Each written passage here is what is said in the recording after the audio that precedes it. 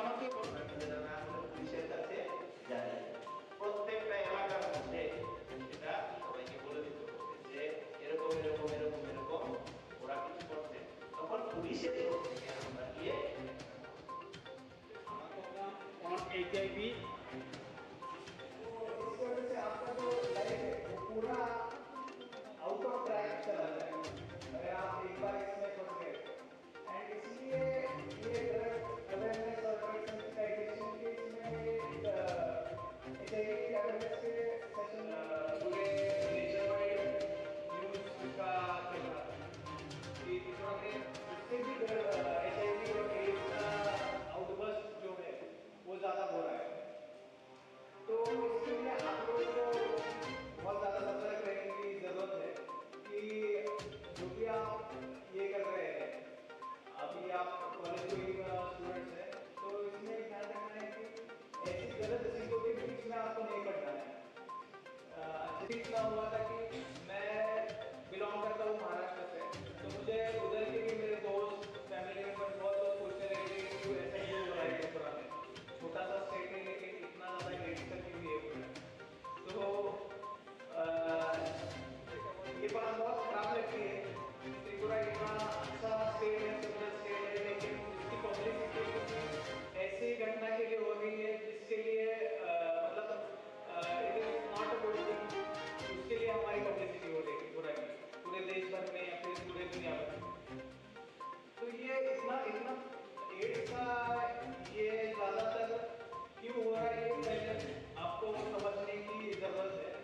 तो ज़्यादातर डिटेल्स में तो मैं नहीं जाऊँगा, यहाँ पर हमारे कुछ कीनोट स्पीकर जो है वो ज़्यादा इसके बारे में डिटेल आपको बताएंगे। लेकिन मेन यहाँ पर मुद्दा ये है कि जो ड्रग्स का जो आउटबर्स्ट हुआ है या फिर ड्रग यूजेज ज़्यादा बढ़ गया है, स्पेशली यंग लोग जो आप जैसे लोग हैं, college going school going kids जो है 15 ईयर्स 16 ईयर्स, ये एज ग्रुप में बहुत लोगों में ड्रग्स लेने का एक ये हो जाता है, एडिक्शन हो जाता है।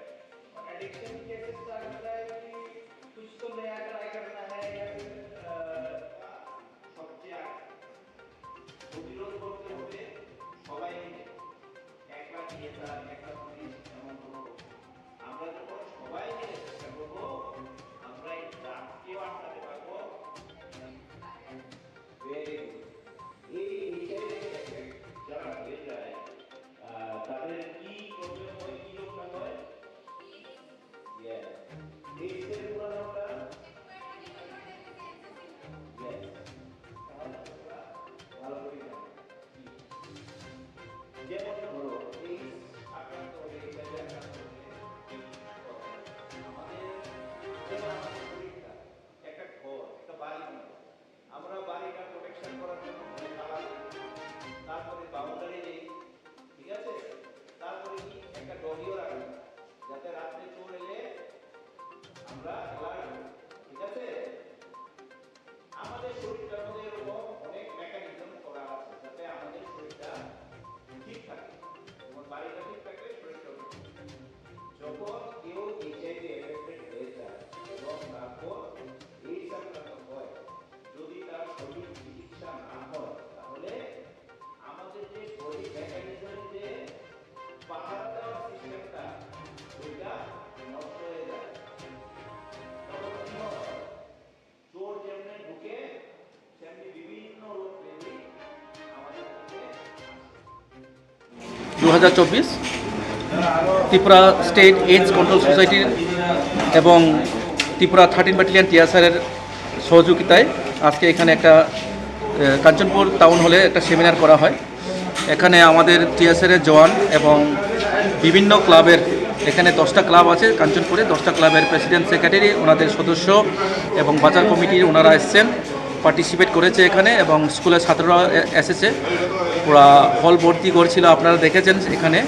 এবং স্টেট কন্ট্রোল বোর্ডের যে জয়েন্ট ডাইরেক্টর শুভ্রজিৎ ভট্টাচার্য, উনি খুব সুন্দর ভাষণ রেখেছেন এইচের উপরে, কীভাবে এইডস হয় বা কীভাবে এটাকে কন্ট্রোল করা যায়, এবং আমাদের যে গার্জিয়ান মা বাবাদের কী দায়িত্ব ছিল, এবং ছাত্র হিসাবে বা আমরা গার্জিয়ান হিসাবে ক্লাব সদস্য হিসাবে আমাদের কী দায়িত্ব, নাগরিক হিসাবে কী দায়িত্ব, এগুলো পরিষ্কারভাবে খুব সহজভাবে বুঝিয়ে দিয়েছেন। এবং এই ধরনের অ্যাওয়ারনেস আরও প্রয়োজন। এবং উনি বলেছেন যদি কোনো এনজিও বা কোনো সোসাইটি বা কোনো ক্লাবরা যদি এই ধরনের কোনো প্রোগ্রাম করতে চায় তাহলে ওনাদের ডাকলে ওনারা আসবেন এবং ওনারা স্পন্সর করবে। এবং গ্রামে গঞ্জে এগুলো আরও প্রচার করার দরকার আছে, যেখান থেকে আমাদের যে যুব সমাজটা মানে কী বলে ওটাকে অ্যাওয়ার হয়ে আছে সেজন্য। Okay sir, thank you sir. Thank you.